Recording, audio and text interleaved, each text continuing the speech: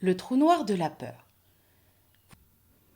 Vous avez révisé pendant des semaines, mais devant la porte de la salle d'examen, votre cœur s'emballe et vous avez l'impression que votre cerveau s'est vidé. Ce n'est pas un manque de travail, c'est votre système nerveux qui vient de passer en mode survie. Face à l'enjeu, votre corps réagit comme s'il était face à un prédateur. Mais on ne peut pas réfléchir quand on est en train de fuir. Avant de vouloir réussir, il faut d'abord évacuer le trop-plein.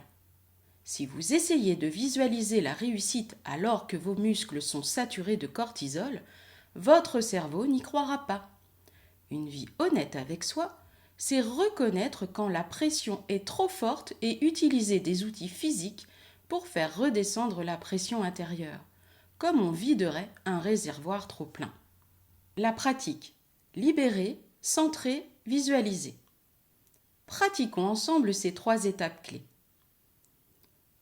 Le sophro-déplacement du négatif, le SDN. Mettez-vous debout. Inspirez profondément. Bloquez votre respiration. Grandissez-vous en contractant légèrement votre corps du sommet de votre crâne jusqu'au bout des pieds, puis soufflez d'un coup sec par la bouche en imaginant que vous jetez au sol tout votre stress, vos doutes et votre fatigue. Faites-le 3 fois et sentez l'espace qui se libère.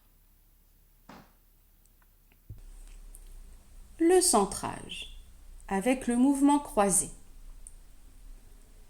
Asseyez-vous, croisez vos chevilles et croisez vos bras en mettant vos mains sous vos aisselles comme si vous faisiez un gros câlin.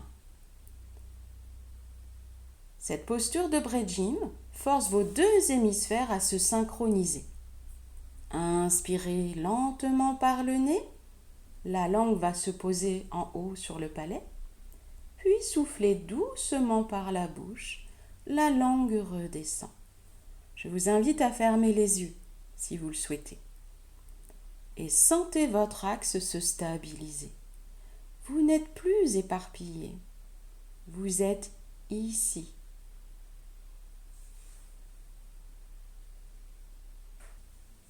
La projection.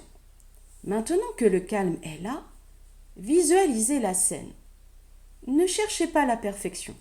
Voyez-vous simplement en train de répondre avec fluidité. Ressentez la sensation de votre stylo, la solidité de votre dos contre la chaise. Vous ne rêvez pas de la réussite, vous l'installez dans vos muscles.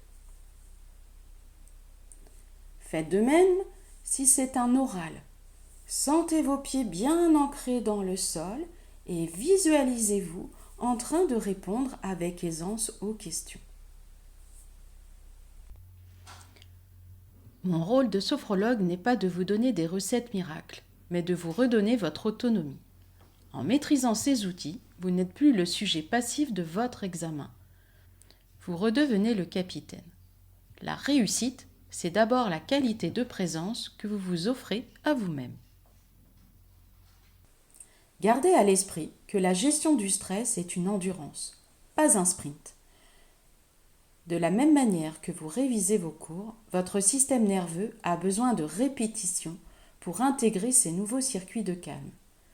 Commencez à pratiquer ces exercices bien en amont. C'est l'entraînement régulier qui garantit que, le jour J, votre corps saura retrouver son calme de manière automatique. Votre savoir est là. Il a juste besoin de place pour s'exprimer. Pour passer immédiatement à l'action, je vous ai préparé une séance spéciale examen avec les 3 exercices dont nous venons de parler. Cliquez sur le lien en description ou sur la vidéo qui s'affiche pour pratiquer avec moi. À tout de suite!